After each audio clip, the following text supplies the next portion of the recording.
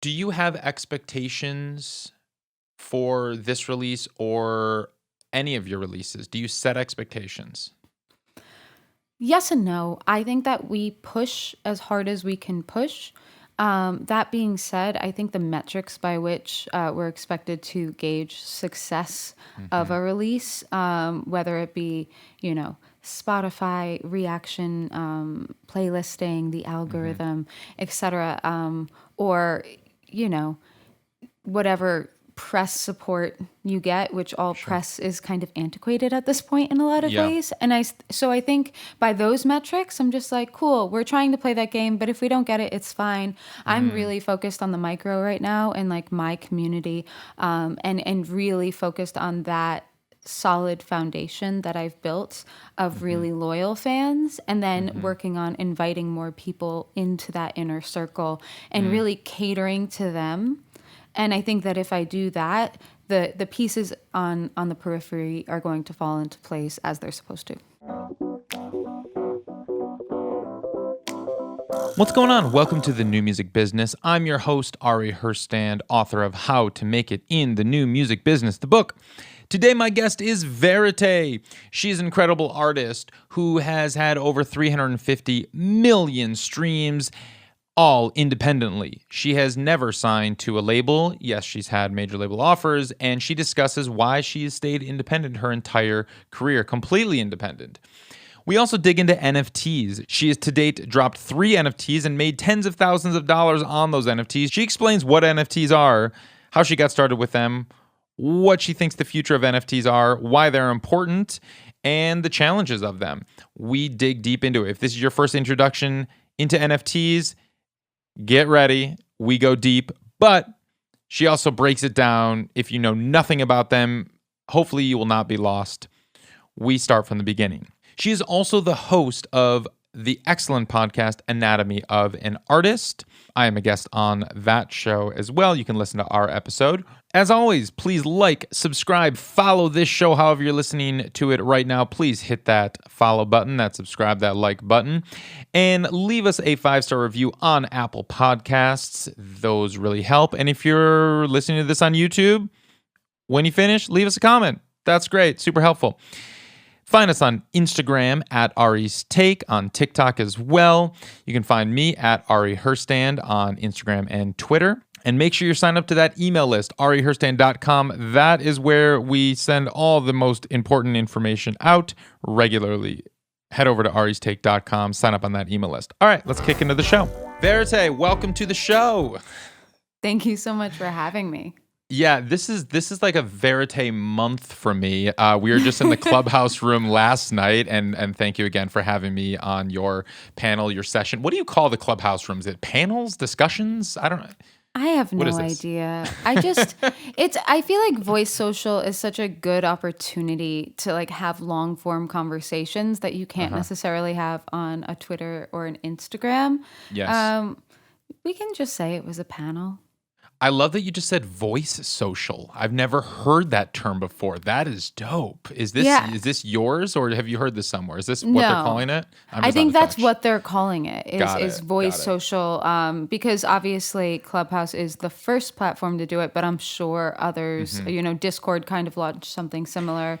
Twitter, tried launching spaces. So I think Yeah. that this is the next chapter of us all being glued to our phones 24/7. And I think we're so over video live streaming conferencing. Like Oh yeah. we've had enough Zoom the last year to last us a lifetime. And I think we're all like, I just discovered that you can, and I'm going to do this right now, that you can hide your self view on Zoom. That was the thing that always bugged me out during every conversation. I'm just like, I keep seeing myself, and then I get all self conscious about how I'm looking.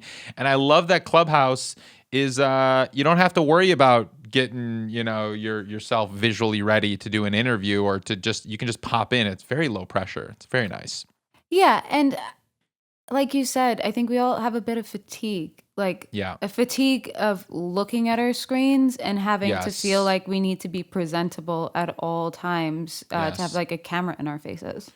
Yes, and to be, it's like I've started on calls now actually asking everyone to turn off their cameras, because I also get distracted just through when I'm looking at somebody and talking to them and they're glancing off over here, and now I'm distracted. Like, what are you looking at? Yeah. And it's just like, if we were in person, I could just see, like, I would glance over there too, and there's nothing that they're looking at, and they're just thinking, and you move on. Like those social interactions that we're so accustomed to in person, that now there's different etiquette and different ways of responding to someone visually when you're through a screen, when all you get is a rectangle box that you have to kind of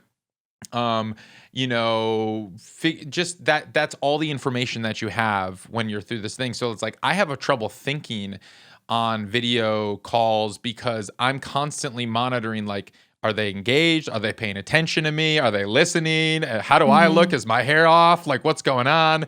And so I appreciate that we're moving into voice social. That's cool. Sounds real official. Yeah. Anyway, so and yes, I was a guest on Anatomy of an Artist. Thank you again for having me. I love that we're kind of going both ways. And for everybody listening, and I've said this in the introduction as well, but go listen to Anatomy of an Artist. Pause this episode and go over to VÉRITÉ's podcast, Anatomy of Ours. I've been living on that. I love this podcast that you have going on. You're doing such an incredible job. You're a really great interviewer. Has this come? How does this come so naturally to you?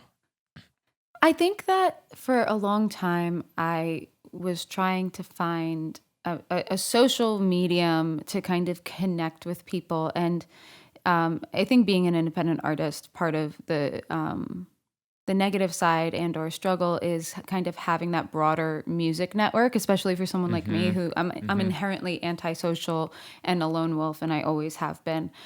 So kind of hitting people up on Instagram and doing that sort of cross-pollination was never something that was natural. And then the pandemic hit, and I was kind of craving more long-form conversations with artists, and kind of exploring what it actually takes to build a life and career as an artist, but having those conversations from the perspective of where I've come from, and I have a very unique perspective, and trying to figure out how people are getting it done on a really practical level. And it's been really interesting. We're like 20 episodes in, and I've noticed that the stories have a very similar through line, but everybody has wildly different experiences. So I think it's a great resource for people who just want to hear stories and experiences of artists that they love. Yes, absolutely. And you just got 1,000 new followers. I could tell just from this this little moment here. I know everyone's running over to follow Anatomy of an Artist, which everyone should. And you also, what's cool is that because you're an artist, you have such a unique perspective, and an in with a lot of these other. You got the coveted Blau interview that everyone was trying to get when he launched his $11 million NFT. He went on your show, and he turned down so many other shows. It was like you and, I don't know, New York Times or something, like the only interviews he's really taking. But that's because you guys have collaborated in the past, and you've sung on his songs, and so it did it feel kind of like a natural, like bringing him on, and just all these guests that you're bringing on. Does it feel fairly low pressure, and it's just kind of a natural evolution, and you're just kind of hitting up your friends and collaborators? Yes and no. I think it started that way, but it's funny, the collaboration that Blau and I did, we were very separate for it. It was one of those moments where he had heard a song that I had written and kind of took the a cappella and produced it on his own. So it was very kind of disjointed in that way. But I had actually read an article that he had written like last fall. And so that interview coincidentally had been scheduled for 2 months beforehand. Wow. When I was just starting to learn about, cryptocurrency and the utility of NFTs and how that can benefit independent artists. And so I kind of was reaching out to him and other artists within that space before February, where I feel like that big boom happened. And so I think some of that was luck and just being like a little bit early to that party. Sure. Sure. Well, that's great, and we're gonna touch on NFTs in a minute, but I want to first start with your new single by now. It is so we're recording this on the eve of The the eve. release. The I know. eve. We're about to celebrate midnight. I'm trying to get myself hype. I need another 3 cups of coffee. Yeah, totally. Well, first off, congratulations. It's a beautiful work. I know that it comes from a place in time when you were in it, when you were at a kind of a darker place, and it's a heavy track. But it's also a banger. I mean that you have a knack of doing that. You're really great at taking really intense emotions and songs from dark places and turning them into just pop bangers that you can just party to, which is amazing. And so, but this track especially, I feel like this is one that borders. It's not a straight up. It's you can bump it and you can bump with it, but you can also meditate to it, and it has that meditative feel. Talk about the process of this song, the production. It sounds a bit different production wise than your most recent EP that you released in October. I'm curious, kind of the way that the approach of this song.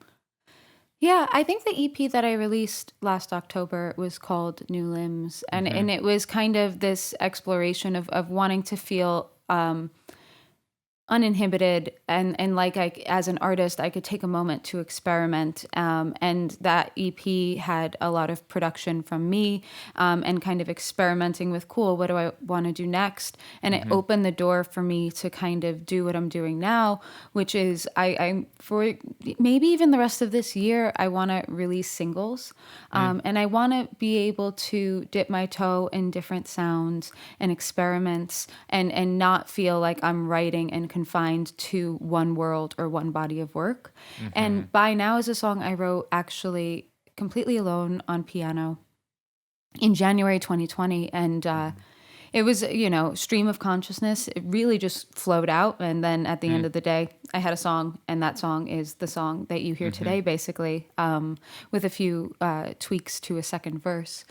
And so that stripped back version is still going to come out at some point. Cool. But it was sitting in a folder, and one day, in the pandemic publishing world, someone reached out and they're like, "Would you guys like to collaborate?" And we kind of sent them a working list of songs that existed, but I didn't know what I was doing with yet. And I sent the stems over to a producer named Tim Randolph, and he just sped it up 9 BPM, completely flipped the production. Wow. Cut it up in all of these really unique ways. And it was this moment of like letting go, but I heard it and I was like, okay, cool, this is the direction. And so we took those stems back, and me and longtime collaborator Aaron Forbes kind of tweaked the sounds to bring them a little bit closer back into the Verite world. But also, I just kind of wanted to let it live in the essence that it had been changed to, because it's, Sure. I think, such a unique and different moment for me. I wanted to embrace it and actually go there. Gotcha. Cool. Well, I mean, great work on it, and I love kind of the evolution of your sound and production over the years. I mean, you said you want to be releasing singles. That's something that has really always stood out to me from you, just from a business standpoint and a curiosity standpoint. You have 37. I counted. You have 37 releases under your belt. Now, Yeah. most of those are singles. You got a few albums in there, a couple EPs, that kind of thing. But like 37 releases. Personally, for me, releasing music is really fucking hard and emotional. And I just released my new album and had a few singles leading up to it. And I'm like, whew, I don't want to do that again for a couple of years. Like, it's so intense. And congratulations on the new record, by the way. Thank you. Thank you. So I'm curious, what are you feeling right now, and how do you feel in advance of releases and then after releases? What's going through you right now? So I'm really burnt out. I'm Mm, one of those people who goes and goes and goes until like I really have nothing left. And mm, I feel like a lot of this year and last year has been that. Um, has been this sense of like feeling this need to push forward amidst, crisis and mhm, chaos of so many changes. And I think that that's done me really good because I think in a lot of that, there wasn't a lot of time for me to think and overanalyze. I've really mm, pivoted to go with my gut, which was the EP I released last year, and choosing By Now as this next single, and even how we mhm, decided to roll it out. So I feel like I'm kind of floating a little bit, and hmm. what feels right to do, I'm not overthinking it and I'm just Okay. doing. And so, but I'm also really tired. And so there's this sense of, I think, a great relief coming with the Mhm, release of this song. Like, I can maybe take a step back for a week or two mm, and try to celebrate all of the work that I've done, celebrate the release, yes. get some rest and perspective so that Mm, I can come back to, the drawing board both creatively. I have a lot of half written ideas that I just mhm, need to sit down and finish. mhm, And on the business side, kind of rethinking what I'm doing, how I'm doing it, what worked, what didn't sure. work, etc. So I think this release is gonna feel like a bit of an exhale, like I can, Mm. take a really long nap on a Tuesday kind of vibe. So for you, it's a ramp up to release day, an exhale, and then relaxation? Yeah, and I mean the ramp up to release day is essentially, getting all of the pieces for, the 2 weeks after release day all set up. Okay. And kind of Sure. having Yes. that entire plan ready to go, the gears Mhm, kind of in place. mhm. And then they're all automated. And so all I'll really have to do is slot things in here or there, Cool. et cetera. But I think that, I'm not really going to do a lot of strategic and creative work Sure. after tomorrow for, maybe a week or two. Do you have expectations for this release or any of your releases? Do you set expectations? Yes and no. I think that we push as hard as we can push. That being said, I think the metrics by which we're expected to gauge success of Mhm, a release, whether it be, Spotify reaction, playlisting, the mhm. algorithm, etc., or you know, whatever press support you get, which all Sure. press is kind of antiquated at this point in a lot of Yeah. ways. And so I think by those metrics, I'm just like, cool, we're trying to play that game, but if we don't get it, it's fine. I'm Mm, really focused on the micro right now and like my community, and really focused on that solid foundation that I've built of mhm, really loyal fans, and then mhm, working on inviting more people into that inner circle and mm. really catering to them. And I think that if I do that, the pieces on the periphery are going to fall into place as they're supposed to. I love that you're focusing on the micro. I think you're absolutely right with the metrics that we as an industry and a community have become obsessed with because we have been taught that that is what we're supposed to care about, when in reality, we should not be caring about it. That is a very quick way to destroy your mental and emotional health, is if you Hmm. focus too intensely on the metrics and the numbers. Um, but I love what you did a couple years back. With I think it was for your New Skin album where you kind of did one-on-one interviews with fans where Yeah. like talked to you about how the record was resonating with them. And I thought, man, that's so brilliant because the most meaningful thing about releasing music is to know that it affects someone in a deep, meaningful way. And it's not about if you crack an algorithm or get anointed by a Spotify playlist god or something like that. It's, are you impacting someone's life in a meaningful way? And you got to get that feedback. Talk about that process of, well, why did you do that in the first place? That was a really cool thing that you did. And when it just comes to when you release music, what your goals are in that realm. So for the one-on-one fan interviews, I feel like with every release, I'm really conscious of um, what am I doing for the people who are listening? And Mm, what am I doing for my fans? Because I wouldn't have a career without them, and I wouldn't mm-hmm, be able to consistently release music without that support. And mm-hmm, so I'm really just conscious of what am I giving back? Because I feel like so much of releasing music is you're making asks of people. You're mm-hmm. saying, "Hey, community, I need your support in this. Can you pre-save? Can you show up to this thing? Can you buy tickets to my tour?" Right? And so a lot of times, obviously, I'm feeding fans music and my heart and all of this stuff. Mm-hmm. But it's a lot of one way kind of fan support. And so I just try to really give back. And a lot of that is one on one. And so Mm-hmm. those interviews were an opportunity, yeah, for me to get feedback, but also to include them in the process. Mm, And I think that that's the future of how music is going to it's the future of ecosystems between artists and their fans is mm, one-on-one interactions where fans can invest in the artists that they love, but artists also will have mechanisms to invest back into their fans mm-hmm. that go beyond the actual creation of music. And I think that's really important.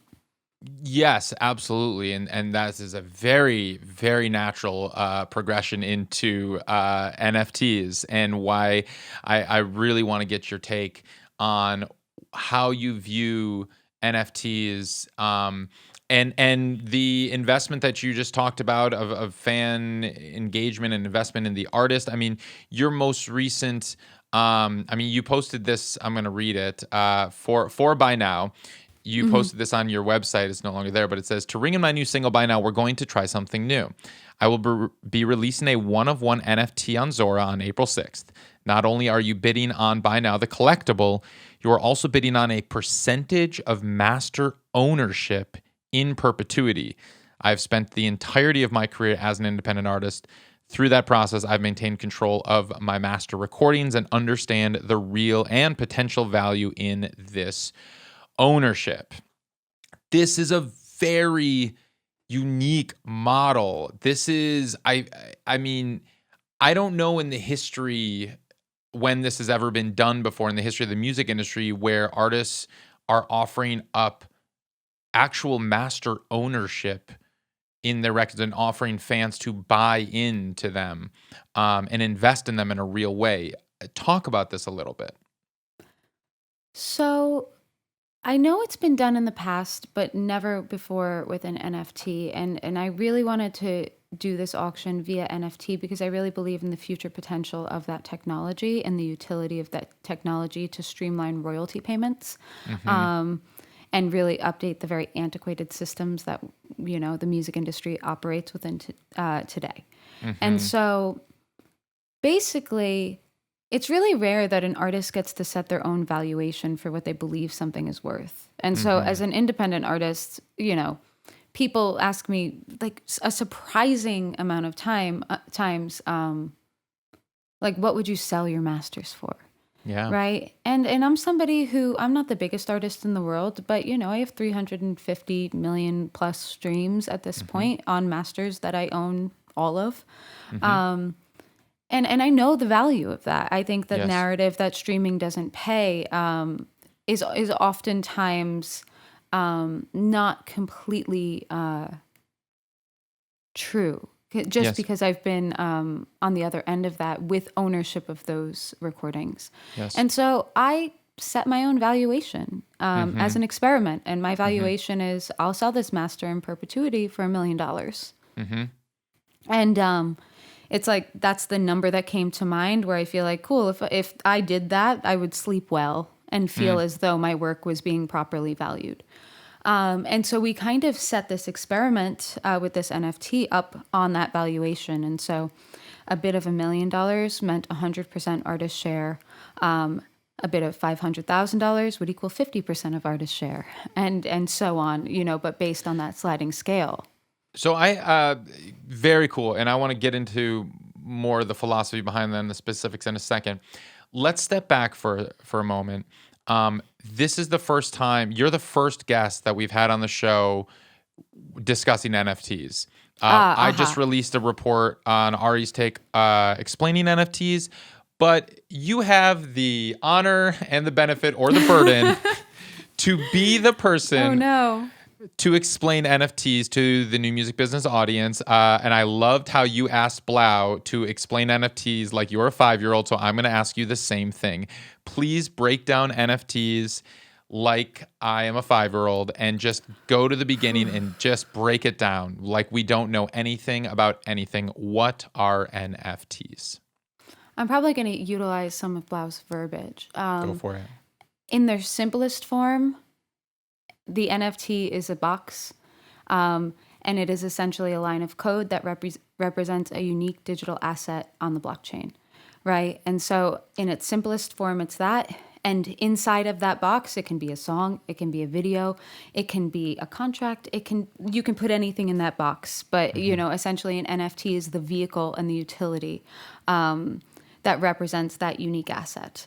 And so when we look at it in terms of how that can be used in the music industry, I think that with streaming and digital media, all music is essentially available for free, right? And I think that's inherently a good thing.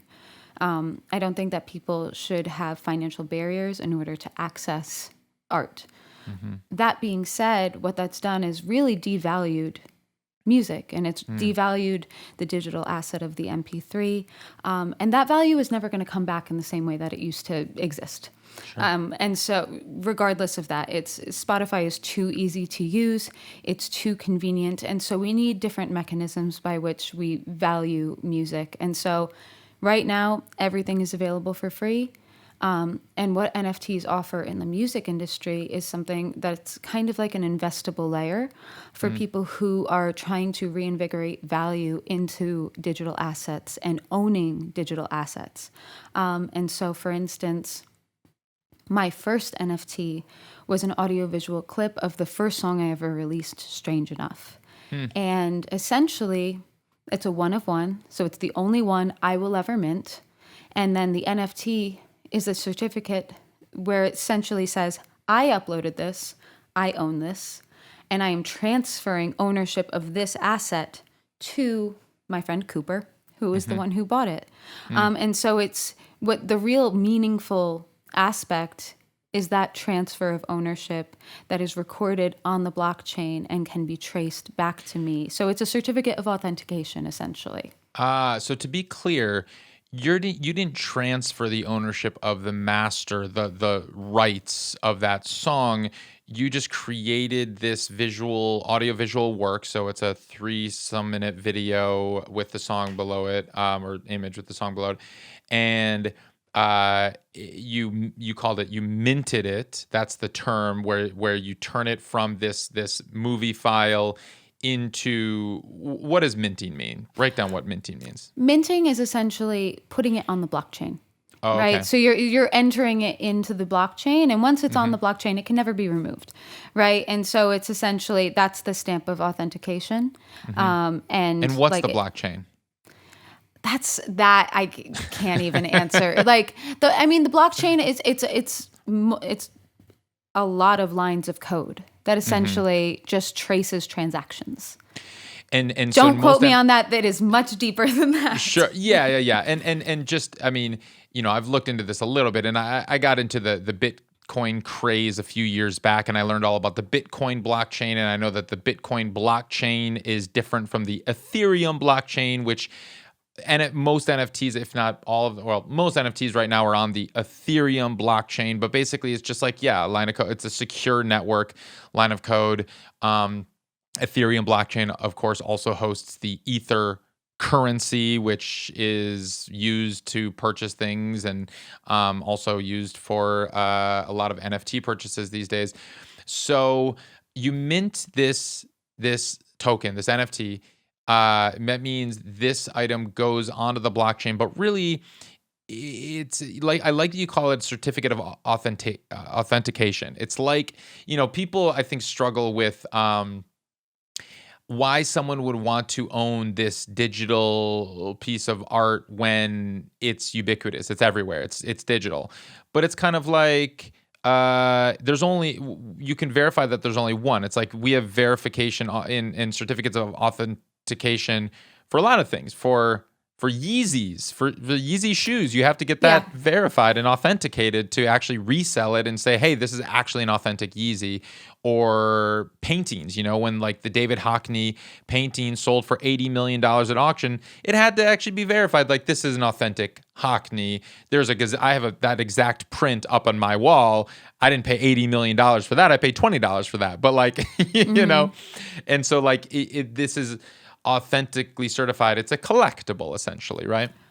Well, yeah. And I think that in a society where we have, really systematically conditioned consumers not to value digital assets, this becomes a renaissance and will require a reconditioning of people to find value in ownership of digital assets as we continue to pivot to really live most of our lives online in the metaverse, right? Clubhouse, metaverse, fucking Twitter, metaverse, and so I think that recognizing that, there is a future where ownership of digital assets, right now a lot of it is speculative, but there's also, potential for real world assets to be baked into these smart contracts as this technology becomes developed, where a lot of this stuff can become automated on the blockchain. So for instance, right now, for the auction that I did with Buy Now, those, essentially the winning bid was for 11 ETH, which equals approximately $23,000 at the time of sale, which represents 2.3% master ownership in perpetuity of Buy Now. Oh, okay. And,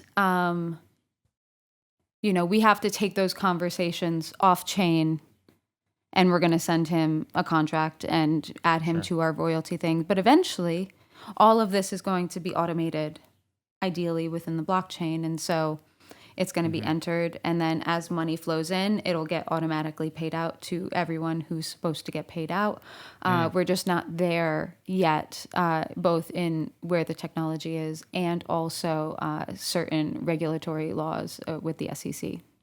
Sure. And that has been the promise of blockchain for many, many years is clarity with metadata. I mean, the MLC, the Mechanical Licensing Collective, just launched in the States. And for the uninitiated, this is the collective that was set up by the government saying that all mechanical royalties from here on out need to be paid from the DSPs directly to the MLC. No longer do they have to figure out the publishers to pay or any of that.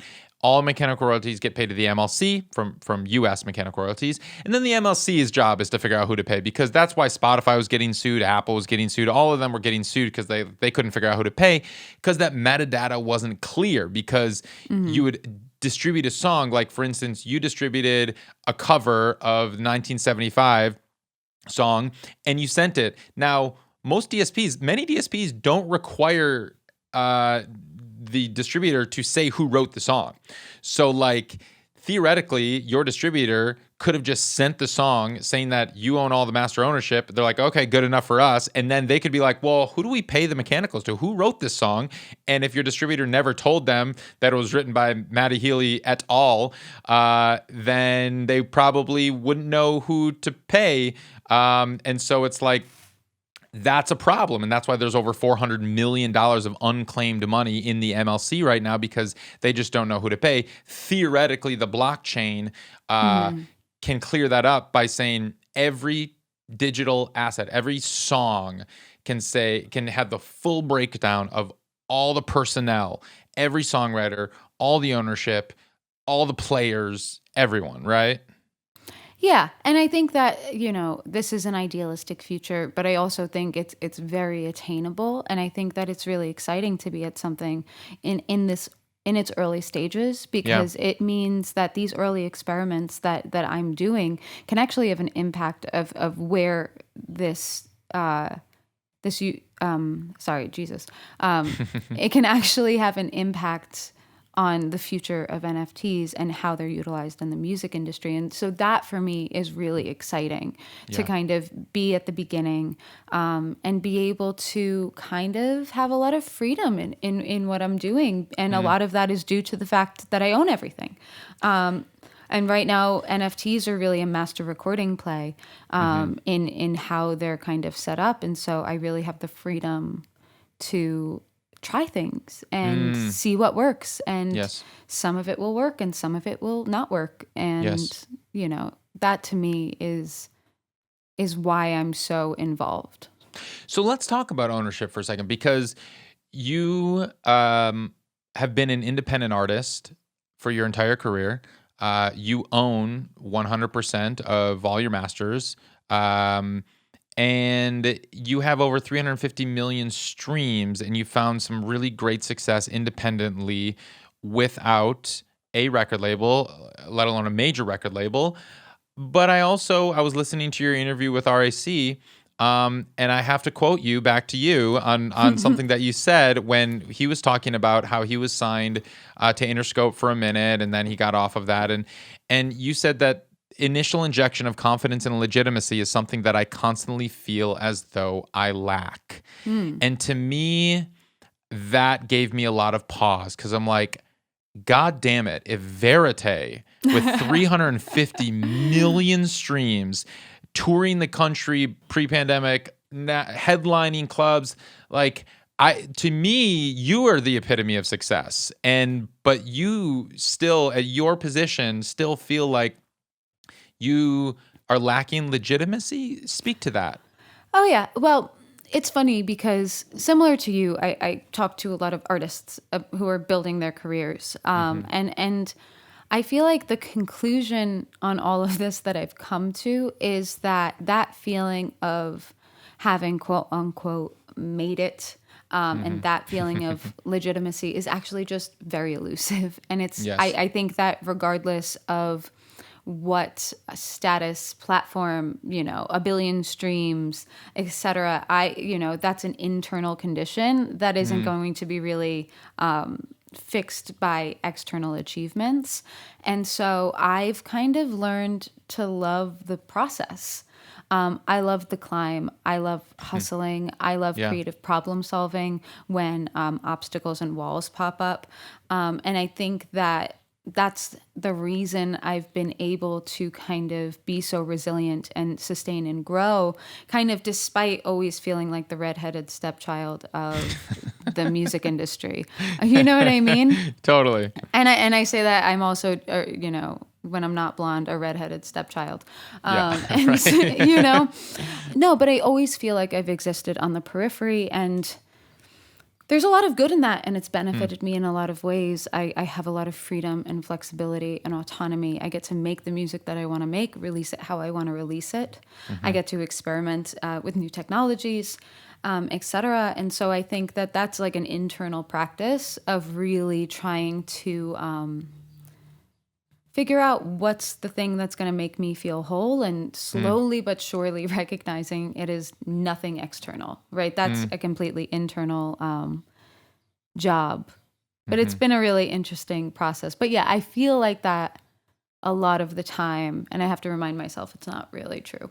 Yeah, totally. And if you need that reminder, just call me up and I'll remind you of that.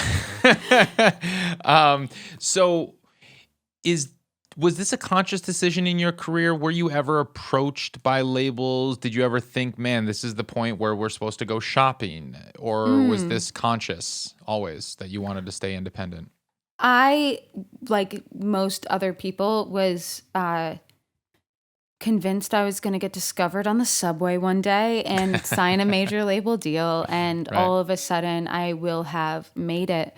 And so in the beginning, that was definitely the intent of, building the project, getting signed. I was about to get signed to Atlantic right before I released my second EP, kind of off of the success of that first EP. And thank God that deal fell through like the day before we signed, because the A&R had a crisis of confidence. Oh my gosh. And I think the quote was, "I don't know where to take her project." And I think that was like the nail in the coffin. I was just like, but I'm the one who's going to take the project somewhere. Right. Like, yeah, I don't really need you for that. But I think that was the biggest, like, blessing in disguise moment. Sure.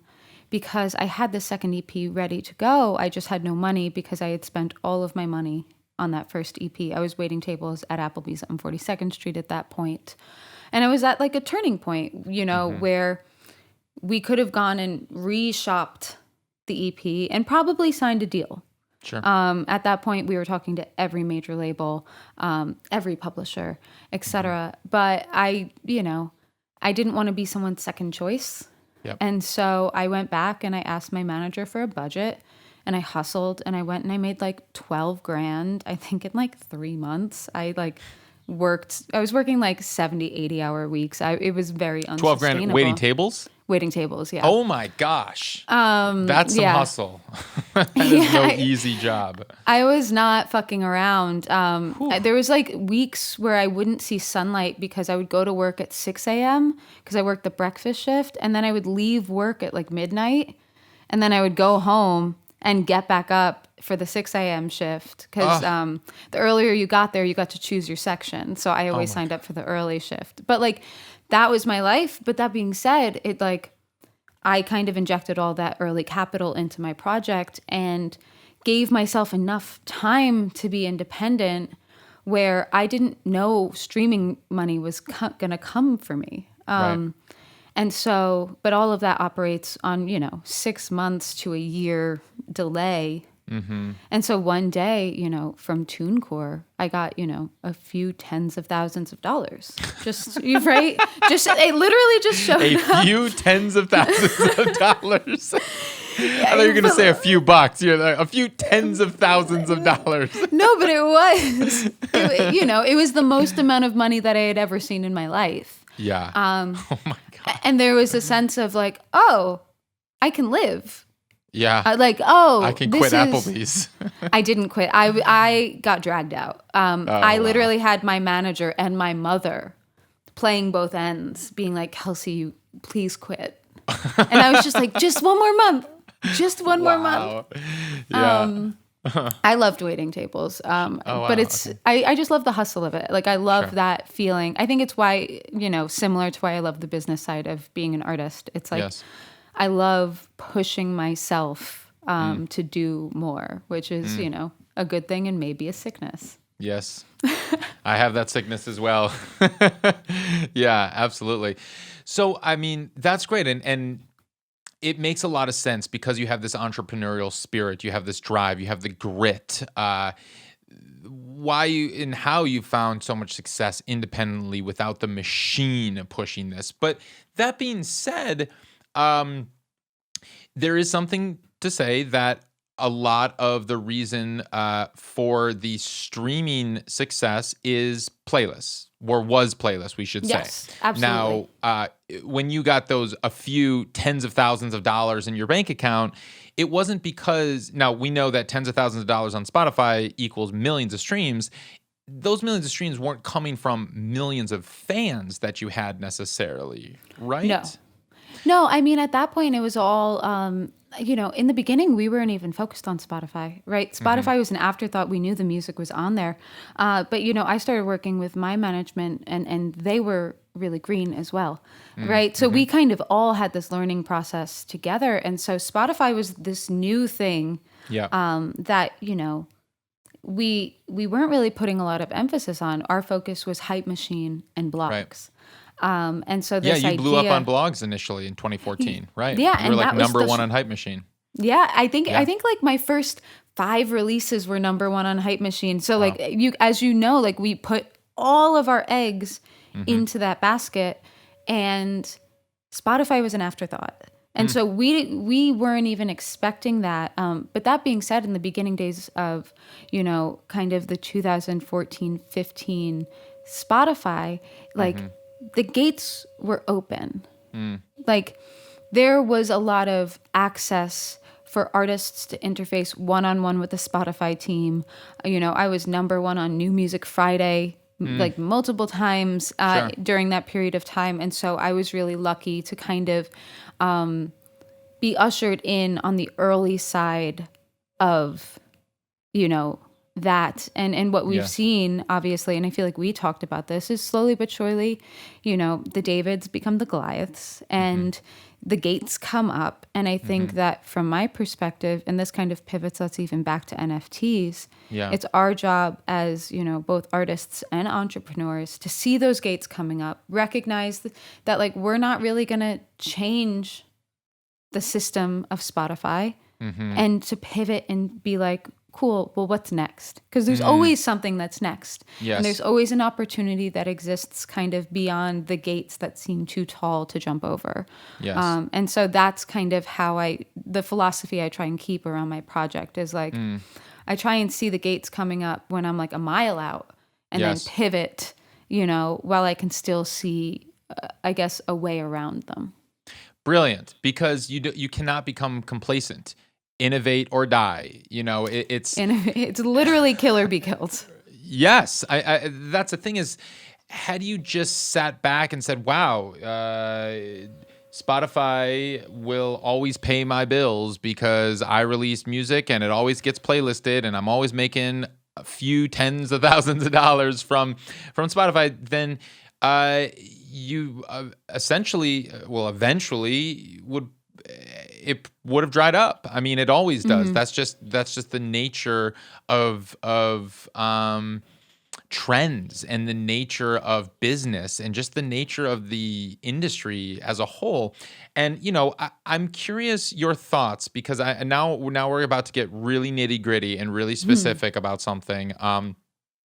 But this is real, and we all struggle with this, and we all battle with this, and this is something that rarely gets discussed. So, or I should say, rarely gets discussed publicly. These are internal conversations that I'm sure you've had with Vanessa, your manager, and your confidants. So, your new Skin album, 2019. Got playlisted, had like streaming success. Your EP, your new Limbs EP from October, I was digging on Chartmetric this morning and noticed that didn't have the playlisting of like, I don't know if it's on any official Spotify editorial playlists. None, right? No. So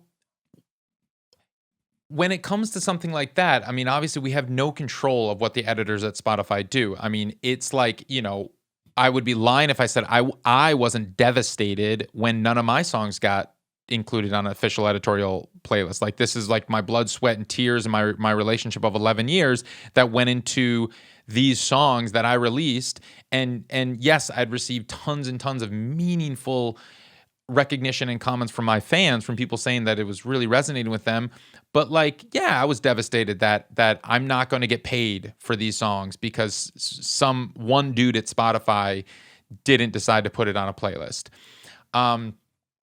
I love that you're pivoting into this other realm and you're focusing more on the micro. But what were the conversations around that when you released that EP where you're like, okay, well, we're going to get Spotify editorial, and then it didn't come? Was there like an oh shit moment where it's like, nah, I mean, whatever, we're just moving forward, and that's just how it is? I think at all points you need to have, 5 strategies for every release. Right. And so at the end of the day, like your main strategy can't be, cool, I need Spotify editorial playlists as, the main metric for this, because like you said, it's out of your hands. Yes. And at some point, right, you either need a physical person to put it there, or Yep. the song needs to tick the algorithm in a way where it's going to kind of satiate what that needs, and it's going to push it up. But that's something that's like wholly out of my control.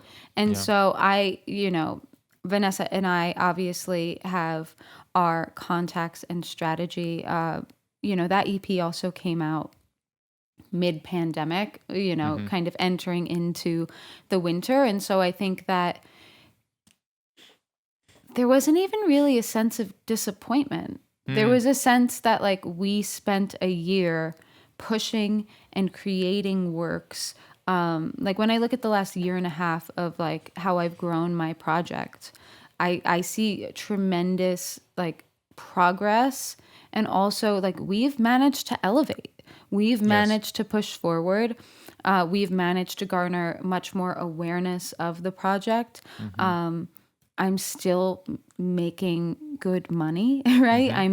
Right, but the revenue silos are different, and so I think that at the end of the day, sitting and kind of lamenting of not getting Spotify support or not getting X support is a waste of time, right? From my perspective. And so, and which honestly detracts from the really great work that I'm now doing in a completely different space. And so from my perspective, it's like, I'm cool where the chips fall.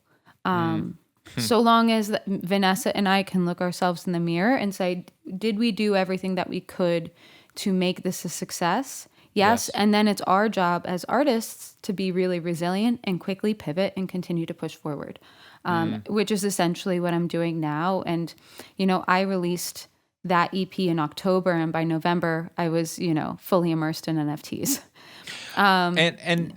Nothing to scoff at. I mean, in the last couple months, you've made around $35,000, I believe, if I'm understanding NFTs correctly, on your NFTs. And it's like to make $35,000 on streams, that's millions and millions and millions and millions of streams. I think it was really smart, and I love. That perspective is very refreshing. Thank you for that, because I think, that resonated with me, and I think it's going to resonate with every musician listening to this, knowing that you just have to move forward. And I love the 5 strategies for every release that you need to have, and that you just kind of keep moving forward. And I think the takeaway for me is you got to focus on the micro, and I love that, and I'm going to keep coming back to that. To finish up, I mean, what is next for you this year as an artist? But also, I'm really curious where your focus is moving within the NFT space and just within the music space in general. So this year, like I said before, I really want to focus on making singles and just putting out music without a lot of thought of how it fits into the broader context of like an album, etc. I'm like back to being a fully 100% free agent, which is exciting. In what respect? We're distributing on TuneCore, right? We're gotcha. kind of like really you left back. AWOL. Yeah. Yes. Yeah. And I mean, not necessarily left, but I think that, we're in this interim period where I don't want any percentage of my master recording license to be caught up, because I really want to focus on what I can do with NFTs and, find new and innovative ways to get investment. Yes. And so that's kind of what I'm exploring in that sense. And then in the NFT space, I'm really excited about generative art, programmable music, where you can essentially program a song to play a different set of stems dependent on the weather or dependent on external factors, and provide a really immersive experience for people. So that's blowing my mind. I've never heard of this before. Touch on that just a little bit more. Yeah, there are a few companies that are doing it, but Async is a company that right now they're primarily focused on art. But J. Paul did a collaboration with an AI company called Bronze, which plays one of his songs on an infinite loop, and the AI determines what stems are getting triggered in each loop of the song. Wow. And so I think that really interests me in providing fans a really dynamic listening experience. I definitely am looking forward to doing a lot of audio-visual collaborations for future works. And I'm going to mint my entire back catalog as a collection. Cool. Right? Because, why wouldn't I? Right. Absolutely. I have all of the music. I'm going to make a lot of that artwork. And, I really, again, I want to provide for people who find value in collecting and digital ownership, a vehicle for them to kind of participate in that with my project. So I have to ask. I Yeah. got a few comments about this when I wrote my article, and I wrote a follow up, and I'm looking into this more. I saw you got a little bit of pushback on this on Twitter when you announced your NFTs. There's a serious environmental impact when it comes to NFTs. How do you take that into account if you do it all, and how do you reckon with that? I think that environmental issues is like an extremely wicked problem, meaning that Yes. like there is no singular solution because the definition of the problem is so complex, and any solution you present has unintended consequences.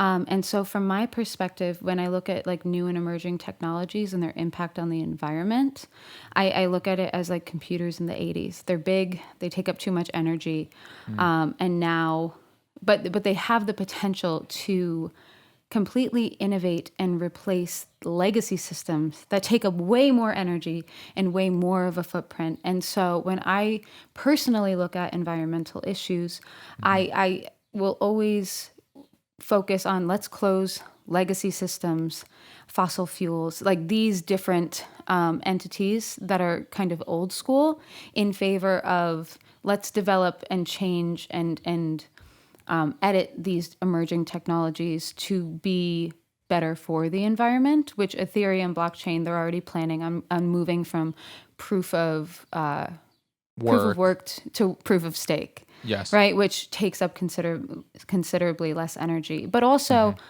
I've made it a point. I think that like Twitter and a lot of social media is not practical for having like long form, complex conversations. And Yes. so I think that critique is really valid.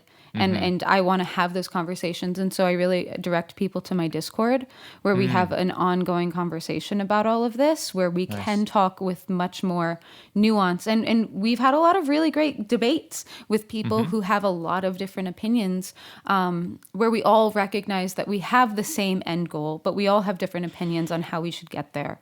Sure. And I think that that's important. But also, if you choose to not participate with NFTs because it's not something you can rally behind because of your opinion on what they're doing to the environment, you also just don't have to participate. Sure. Right. And I think that's Sure. really important to recognize that like we all have freedom of choice and we all make our own decisions for what we believe is the greater good. 100%, and that's a really really great perspective, and I appreciate that, and it is very nuanced. And I mean, one of the environmental activist icon and a hero of mine, Greta Thunberg, she doesn't take airplanes because of the environmental impact. Now, we all care about the environment, but none of us are boycotting airplanes. She takes a boat to cross the Atlantic when she needs to come for speaking engagements here. And so there are degrees and scales. And I think you made a really great analogy with the computers in the 80s and how bulky and crazy and energy inefficient those were, and how now you can look at an iPhone that has more computing power and takes up dramatically less energy than the first computers ever. And right, I think we are going to get there. And I think, but by having these conversations, it puts the pressure on the people who are the ones that need to make that happen to work a little bit quicker and shift the focus a bit. I know that Ethereum blockchain has been saying for 2 years that they're going to move to proof of stake. They haven't. But I think now that there's so much pressure coming from the artist community, now that NFTs have exploded and they're such a large component of the Ethereum blockchain, I hope that they will take the environmental impact seriously, as all blockchains hopefully will do that as well, and then we can just become more green across the board. So that's a really great perspective. I have one final question that I ask everyone on the show, and based on our conversation, I'm very curious to hear your answer to this. What does it mean to you to make it in the new music business? Whew. I think in a lot of ways, I've already made it. Mm. And in some ways, I'm never going to make it. And I think that where I feel like I am now is this place of I have options. And I think that through all of my self exploration, I've really come to terms with that is the thing that I value most in my life is my freedom, my freedom to make choices that I want to make, autonomy and independence in those choices, and then options and the ability and flexibility to pivot when I need to pivot. And so in that sense, like I've completely made it. And then kind of going back to our earlier point is I'm never really going to feel satisfied with where I'm at. And that's where the drive and ambition comes from. And so I'm never really going to hit that imaginary and elusive target that I've kind of cast out into the universe. And I'm okay with that. And so I think it's toggling between shooting for that target and also being really grounded and accepting where I'm at now. Awesome. Vérité, thank you so much. Again, congratulations on your new single, and I'm sure we will talk again very soon. Awesome. Thank you so much for having me.